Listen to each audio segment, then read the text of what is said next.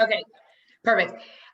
So we discussed last time how within creation, not just were items created or things or a world created, but the world order or the system for life was also created, or dynamics that we have. And we discussed how just like, let's say we talked about separating up and higher and lower, or what, the upper waters and lower waters, how there's this always in life going to be separations, and it's part of the hardwiring or the system that the world is created with. And so sometimes we can look at separations in life and things, and we could feel like they're a crisis or a disaster, but it's really the way things are meant to be in order, because this world is a world of repair. The world of repair needs, you need to have the person, the rich one to repair and help the poor one, or the healthy one to help the sick one, or et cetera, et cetera, et cetera. There's always needs to be this give and take, right? And we said that we can understand that that's within the system of the world. We also went back and discussed how in the narrative describes two great luminaries, and in it then discusses the moon, complained, why two great luminaries? Doesn't make sense, one in the day, one at night. And God said, okay, I'm going to make, go and minimize yourself, lechi, which interestingly enough, we said we're going to get back to that word lechi. So we're going to get to that today. Why specifically the word lechi? And how that affects us in 2020. Like, why wouldn't God just say, I'll make you smaller, or can you make yourself smaller? Why the word lechi, which is kind of a verb, like an ongoing active process, okay? So I'm just gonna write down, hold on, the main idea that we wanted to, I wanna make sure we get to this lechi, okay? Number one. So the other thing we talked about is that really, we live in a world with filters and layers, and where things look one way and they're not necessarily that way. And we also discussed that in order that God created a world that needed repair, that needed a partnership with humanity, right? And because that's the nature of this world, or the structure of this world, God created certain systems in order to allow us to be partners with it. And so that we talked about how God concealed his identity in order to do that, right? Within nature, within Teva, or within, we see glimpses of godliness, but we don't see God, right? We said through this process called Tzimtzum. We also discussed how the whole function of this world is created dira b'tachtonim, to create a world where God feels comfortable. And that's when we partner with God and utilize materialism, or acknowledging these two disparaging or seemingly paradoxical entities of, together and apart, or give or a take, or black and white, or rich and poor, whatever things again seem paradoxical or opposites, that when we synthesize those and we engage within that construct, we actually kind of create that repair, right? And really the way God created the world really empowers us with tools to partner with Hashem in repairing the world. So we talked about that also. And then we discussed briefly how there is the created entity's consciousness, the moon's awareness, and God's awareness. I have a question. Go for it. That. I don't remember that from last time, and I think that's interesting. We said that if I understand you correctly, you said basically the idea is that the world was created with opposites in order for humans, I guess, to find a way to repair or integrate them. Yeah. Is that? Well, yeah. So here's a principle we've kind of talked about in the past. This idea of paradox. That I remember I said that whenever you see a paradox, it's a sign of God. So paradox is two very conflicting ideas. I'll give you an example. Male and female, very different, right? We're all humans, created in divine image. Sometimes a masculine energy, sometimes feminine energy. The weekday is about going and doing, considered masculine days, Shabbat, feminine day. Males and females are meant to coexist, live together, work to understand each other, override their innate, unique hardwiring, right? And then through that process, we repair ourselves, we grow, right? Anyone who's in a serious relationship knows that's where you grow, right? If you just live on your own, yeah, there's a certain level of self-growth, but when you're in a relationship where you have to see someone else's perspective, concede, override your own innate reaction, whether that's nature, nurture, hardwiring, trauma, whatever it is, right? When you work to do that, you refine yourself. The world is about refinement. So when we're confronted with something, when I'm a very strong, let's say, extrovert, and I'm building a relationship, whether it's with a child or a spouse who's an extreme introvert, what's going to happen through a healthy repair or work, deep inner work, is we're going to actually both synthesize. We're both going to grow from each other.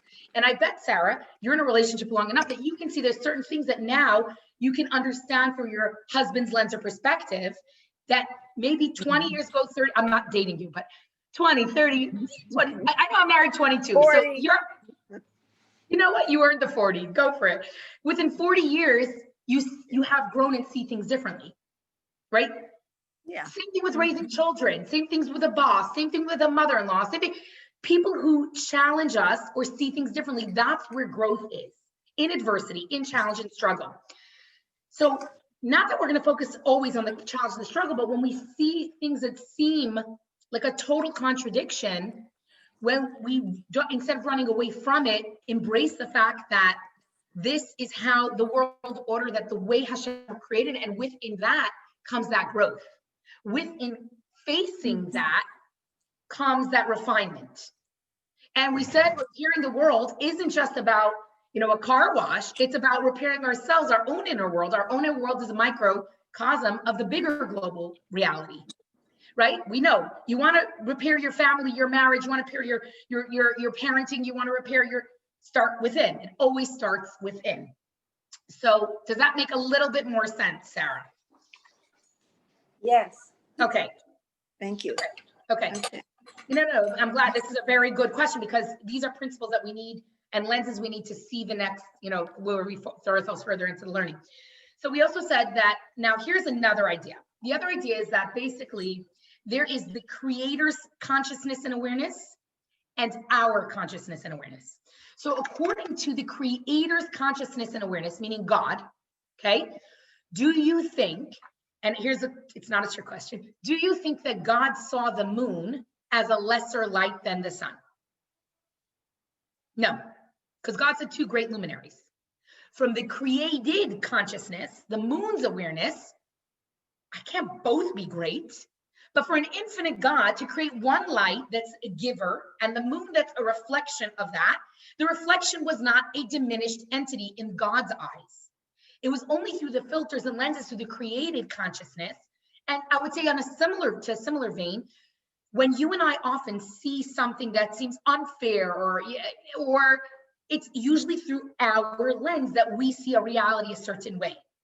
You ever had a moment where you see things suddenly from a totally different perspective and you realize your vision was not the way it is? And I've said this story before because I think it's a classic example of, the man who was on the train with 5, New York City subways and 5 children climbing all over and throwing things and making a mess. And the guy's like in his own bubble, like not paying attention.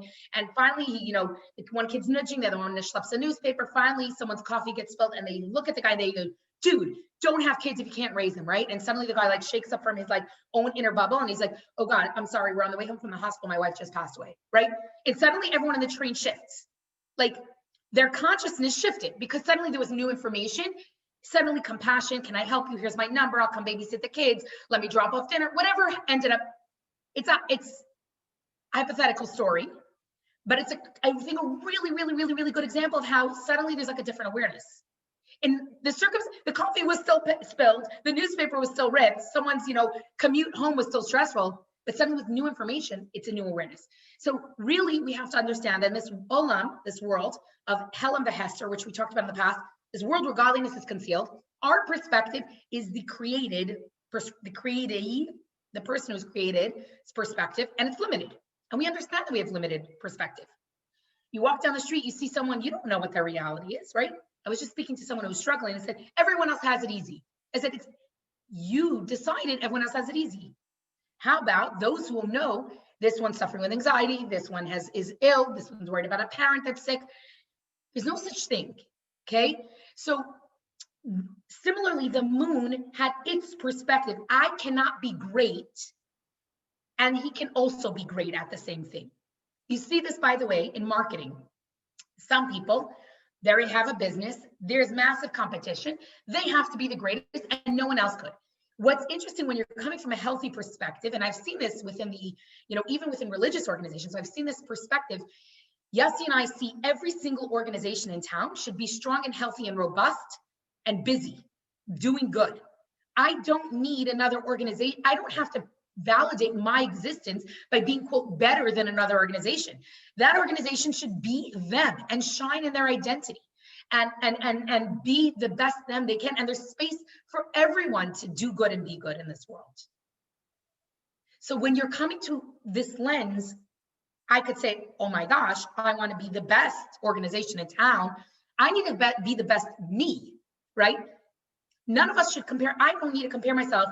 I need to be the best daughter because my sisters are going to be a better daughter. I need to be the best me because that's my responsibility to me. And that doesn't mean the best, meaning no one else's space. I need to maximize my potential, not be better than someone else. As an organization is the same. I don't need to be better than another organization. I need to survey my responsibility, survey this town and the city, survey what the needs are, and I need to meet those needs to the best of my abilities. So the moon, in a way, went in with a flawed logic, which I would argue that many of us go in with to life. I can't be the best if they're also the best. And that's flawed. So that was the moon's mistake. And that's why God said, Lechi, go. Lechi, interestingly enough, this week's Torah portion is Lech Lecha.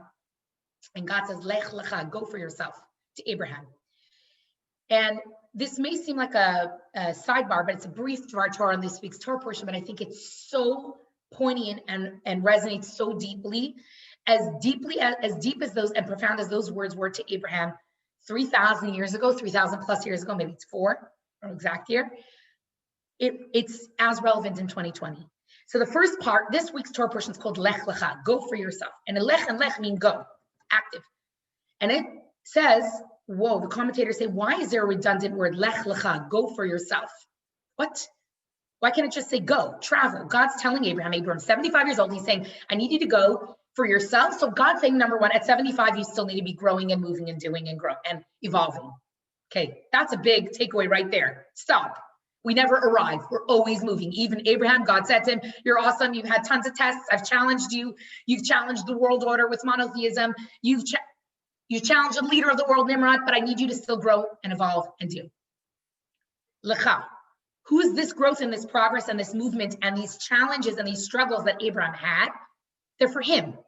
They're for his potential. They're to exercise and accomplish what he can accomplish. And then God goes on and says, make artzecha, from your land, me moladetecha, from your birthplace, umi beis avicha, from your father's home.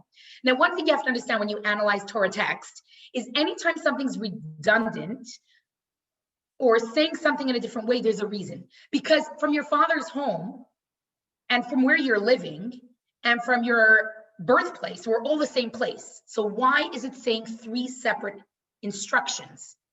The Torah is all about concise instructions to us. It's our guide. So it's not just artistic, more adjectives to describe the travel that Abraham has. It's actually very, very intentional and deep and profound. And actually the commentators say, Maseh Avot Siman Labanim. The instructions, the stories of our forefathers are actually lessons to the children. How many of us look at our parents' life and their stories, and it's a lesson for us? Sometimes it's a lesson what to do. Sometimes it's a lesson what not to do. Sometimes you open your mouth and your mother comes out. What? How did that happen? Right? This started with Abraham. And God said, Abraham and Sarah, they were the prototype. And we'll talk about this more when we get to Sarah inside the text, for all Jews everywhere. Okay? What is God saying? First of all, at 75, you still need to be growing and evolving. And the word lechi that God says to the moon was telling the moon it's going to be an evolving process, an ongoing process. Look up at the moon in the sky. Is it always growing and shrinking and shrinking and growing? It's always on the move. It's always evolving and devolving. Is that not parallel to our lives where we evolve and devolve? Just like we think we evolve in one area, we devolve in someplace else. We made progress in one space and we, unravel in another. This is how it's hardwired. So it's very healing and very powerful to know that. Then comes 3 more layers of instructions that God's giving Abraham. Me artzecha, from your land, from where you live. We're all influenced by where we live. The state, the city, the people, our friends, our social group, the people we surround ourselves with. Okay? Check in with yourself and say, how is that affecting me? Eretz. Eretz, Kabbalah will also say, is earth. It's mundane, the mundane aspects of life. We all come from the earth. We return to earth. So it's also talking about the mundane aspects of life. You want to grow? Check in with that. Then comes mimoladatecha, from your birthplace, and that is genetic hardwiring. We all have certain things we're born with. Our nature, one is an optimist, one is a pessimist, one is an introvert, one's an extrovert. I'm giving 2 examples. One's more loving, one's more intense. We all have our own innate hardwiring. Okay? And then comes the last one, our genetic code, connected to our soul, right? But then comes the last one, the base avicha, and that's from your birthplace, from your father's, literally from your father's home. We all have experiences in our parents' home, many positive, some may be negative. We all have baggage we're going to go through life with. Even at 75, it's going to show up, right? And so here is what, I'm only saying 75 because that's Abraham's age, okay? That when he was trapped, when God was giving him this instruction. What God is saying to us in 2020, what he was saying to Avram in the year 2000 something, since creation, we're year 5, so 3,000 years ago, over 3,000 years ago, God's saying, number 1, keep growing, keep evolving. Number 2, in with those 3 areas of our life, because they're all factors that affect who we are. Who we surround ourselves with and where we live. Sometimes it's positive, sometimes it's negative. What our hardwiring is, our genetic hardwiring, we come into the world with gifts, talents, abilities, struggles, weaknesses, flaws, whatever it is, it's genetic. And then the last one, our nurture. And all of those are going to give us struggles or challenges, but they all want to make us l'cha, your journey, not someone else's journey. So when Hashem, now I know that's a little bit of a tangent there, but when Hashem is saying, oops, sorry about that. When Hashem is telling Avraham, okay, my camera's spazzing out, I apologize. I don't know what went on. When Hashem is telling Avraham, go for yourself, what he's saying is go in order to progress through life. And again, we said the word lachi, which kind of is connotation for an ongoing journey. Okay? So now, when Hashem said to the moon, lachi, go and diminish yourself, he was actually giving instructions to the moon that affect us as women. Okay? We all, as women, we also have cycles. Ups and downs. Our whole life is full of cycles. Okay? So Hashem is going to say this is a constant, and that's also part of repairing the world, is through those cycles. And it's not something we need to fight. It's a natural, organic part of life. It's, you know, I've said this to students sometimes, I think they're so uncomfortable, or someone told them that life is always meant to be comfortable, and they're so uncomfortable being uncomfortable. We got to be comfortable being uncomfortable, because that's where growth is. If we're always running from things that are uncomfortable, we won't grow. And it's in the hardwiring. So, but then again, remember, this is only through the createes, ours, the created entity's perspective. To the creator, they were both great. To the creator, there's no disparage, there's no difference. The receiver, the one that was reflecting the light, and the giver of the light both served a function. If the sun gave light, but the moon wasn't there to reflect the light, you and I would have pitch black nights. So there's a role for each one, the giver and the receiver. And here comes a concept which is a little less popular and a little more, sometimes with our 2020 senses, a little harder to digest. And that is the idea that, in essence, males are compared to the moon, the giver, and the moon is the receiver, both being necessary. What does that mean? God hardwired a male to give a seed to a female, and a woman's body is a receiver that receives that and creates. Okay? A male, their anatomy that makes them male is external and a giver, and a woman's body, her anatomy is a receiver. But when she receives, what does she do with what she receives? The moon receives light. What does it do? It then gives. And that's a woman's hardwiring, paralleling to the moon to be one that receives and then takes what it receives and creates new light and life from it. So part of when it describes the days of Mashiach as this time when Nashim Tisovev Gever, feminine energy will rise above masculine energy, or will shine to its fullest potential. We look at the world, we see male energy, female energy struggling constantly. Marches and movements and feminism and next feminism movement and all these movements and these waves to bring feminine energy to the surface. And as someone who I feel like a Hasidic feminist, right? All my life I was raised by this notion of separate but equal with its own unique right and its own unique power and ability, that I don't need to be male to be validating my existence. As a female, I have my own unique role and my own unique job that, you know, my mother always used to say, if men had to have babies, the world would have ended, right? God knew who he could entrust this role to. Like, it had to be us to continue humanity, right? So I was always raised with, and I actually called my mother to tell this. I said, you know, Ma, I see myself talking to the young Jewish Aggie women, and I hear the way I'm saying, and some of the things that you told me and you inculcated within me, this capability, this can-do attitude, this God created you not to equal a man, not to put on a pantsuit so that you could show your authority. Why is it that a female politician wants to show that, or a businesswoman wants to show she's serious, has to put on a pantsuit, which was designed for males? Yes, okay, now it's designed for curves, but why? How did that happen? Why can't a female be female? And not, okay, she could wear a pantsuit if she wants. I'm not throwing pantsuits under the bus. You understand what I'm saying? But there's something wrong with a society that tells a woman you equal when you can be like a man. I don't want to be like a man. I want to be me.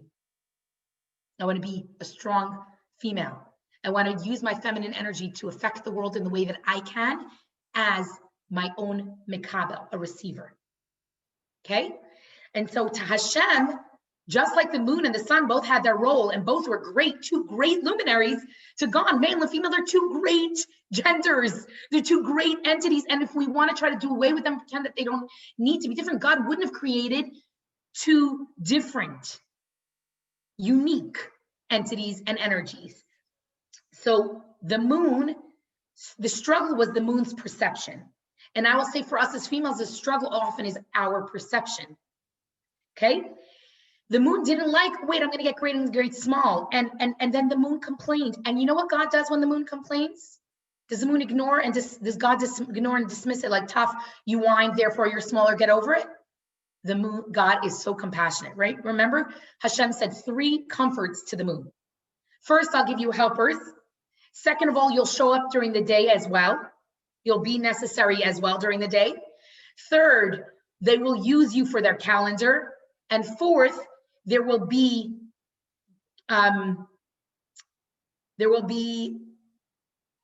giants that contribute to the humanity that will be known as Hakatan, the smaller one. Just like you're Hakatan. Shmuel Hakatan, we said, David Hakatan. Do you remember we talked about those 3 characters that God said, Yaakov Hakatan, Jacob, father of all the Jewish people, right? And those 2 will also, and then the moon is still not satisfied. I'm not going to say that maybe a little bit female, but I didn't just say that, did I? Still not satisfied. And then God said, you know what, every Rosh Chodesh, I will bring an offering because I diminished you. But remember, the diminishment was not on the part of God, meaning the perception. And remember we said how this is kind of a deceptive reality that we live in, that we see things only a certain way. And we could see how that is. So to God, the moon and the sun were both necessary pieces, both great, both important. The moon didn't like the how and didn't understand it. And so often in life, when we see a discrepancy, it's actually a potential for balance. And when we diminish ourselves, and that's not us as females, but as a human being, when you're in a relationship and you have to diminish yourself, what you're doing is you're making space for others. When the moon is diminished, the stars shine. When we go and make a space for someone else, it's self-refinement also. And this is not a new issue. This is an age-old issue. So whenever we look at the world and we, see things that maybe look like paradoxes or discrepancies, we have to remember that this is how in the how of how God created the world. It's an age-old issue in essence, okay? And it's something that we have to contend with. What I want to show you is one more beautiful text where God talks about this, and we see later. I'm going to hold on a second. I'm pausing because I'm going to pull up the text. So based on the section, you can see it. Oh, no, let me hit share screen. It would help if I hit my share screen, wouldn't it? Okay, God bless technology. Okay, this is a talk that the Rebbe gave based on, and it's a much more expansive talk. We're zooming in on one paragraph, based on this, the Talmud above about the moon, okay, which we read extensively. So look at this talk. Lara, do you want to read it? Are you comfortable reading it? Yeah, I can read it. Thanks. I can't say what Likuti. Oh, don't worry about it. Likutei Sichot, which means the gatherings of talks. Okay. Don't worry about that. It's just where that's just the source. God here, once again, was establishing the duality in creation between male and female, or giver and recipient, by creating two luminaries, one radiating and one reflective. He intended from the outset that there be a greater and a smaller luminary. But since both are necessary components of creation, neither is intrinsically superior to the other. From God's perspective, they are both great luminaries. Still, in the context of creation, there is a implied superiority of the giver over the recipient. And in order Right, wait, I just want to say something, 1 second, Lara. You know how in life, we all want to be givers. We don't want to be receivers. It's uncomfortable to have to need from something else. I have to say, when running this Chabad, the Chabad house, in the beginning, for us, fundraising was the hardest thing because we always felt like we were taking. Now I've come to realize that we're not taking. It took us, I always felt bad. I don't want to be a taker. I want to be a giver. My whole Chabad house is designed to give. Rabbi and I set our life out to be givers. What I've also learned is that actually those who are partnering with us in building Chabad and making things happen, we're giving them the opportunity to be givers as well. We become partners in the giving. And that was a shift that I had to have that I think only came with maturity, right? Okay, keep reading.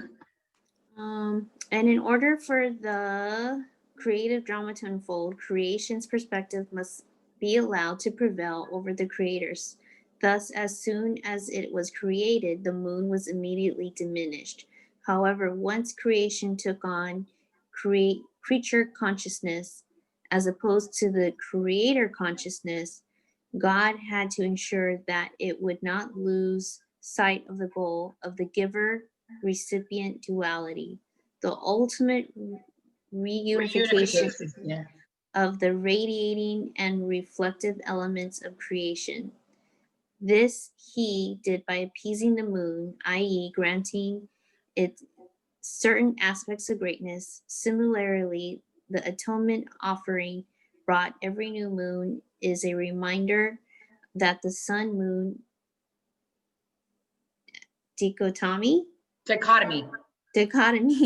is not intended to be permanent.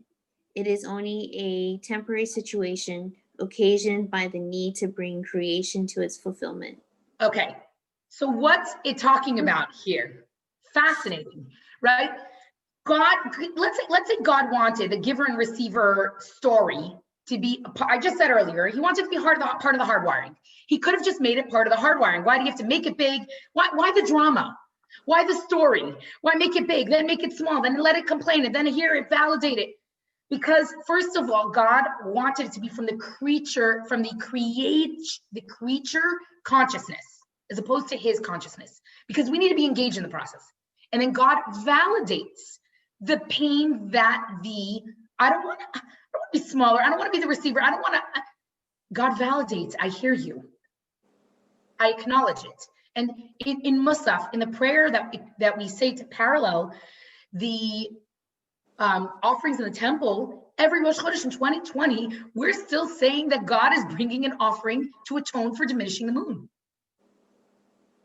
So God is making space for us as humans to struggle with this dichotomy, and for us to be engaged in the process of engaging in this or working through this.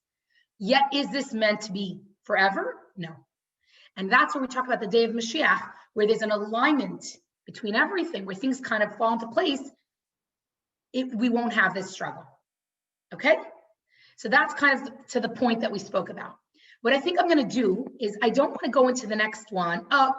Yeah, let's look at these two extra texts, not extra, but two texts from Psalms, from Tehillim, where King David is questioning something, which we talked about as a recurrent question still.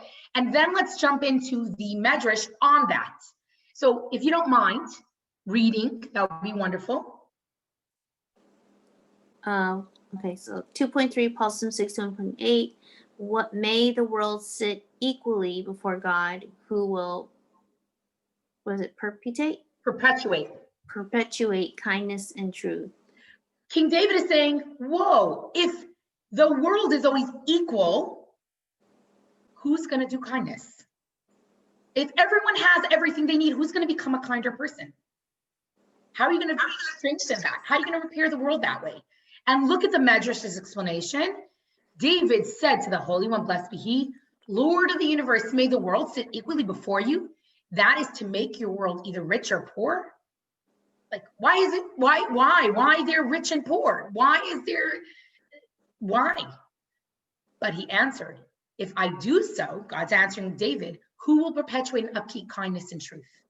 For if all men are either rich or poor, who will perform acts of mercy? So when we're able to be a giver, or we're able to be a receiver, it's self-refinement. And it's the nature of how God created the world. So what I'm going to do is, this is a really good stopping point. And I actually am going to jump off 5 minutes early. But I think even though it was shorter, we covered some really serious ground. And I think by next week we could finish. I know I said this week, but we went on the whole little Avram Lech Lecha curveball, but I think it was worth it. And it's the same word Hashem says, Lechi, go, do, be involved. Sarah, thoughts? Oh, you're muted, sorry. Sorry. Okay. There's a lot to process here. Yeah.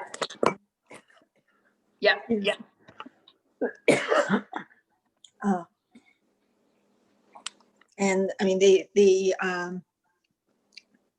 idea of opposites is so relevant right now. I mean, this country is being torn apart.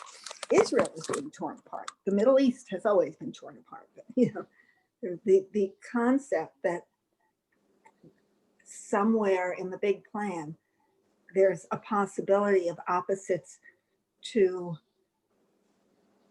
find some resolution. I mean, I can't even imagine what that would be. Merge. I love that you brought that up, but I actually think you can imagine, because I bet in your line of work, you could see people coming in with two completely different ways of looking at something. And with work and refinement and openness, they come to a common place. Mm-hmm. It's possible. Whoever thought that Israel would be able to, make peace with Sudan or be recognized by the UAE? We never thought that was possible, and yet it is. Mm-hmm. So I think that we can look for, and maybe this is a good takeaway, maybe look in our lives this week and see an area where things seem totally different, and they came to a third space of a unity. And a unity, again, I want to say, a unity doesn't mean we agree and think the same. A unity means you came to a third common space, a workable space, and it's a goal. Okay. All right, we're going to jump off here. We'll be in touch, and I look forward to it. And Sunday nights, we'll continue with the positivity bias. Okay. Thank you. Absolutely. Thank you.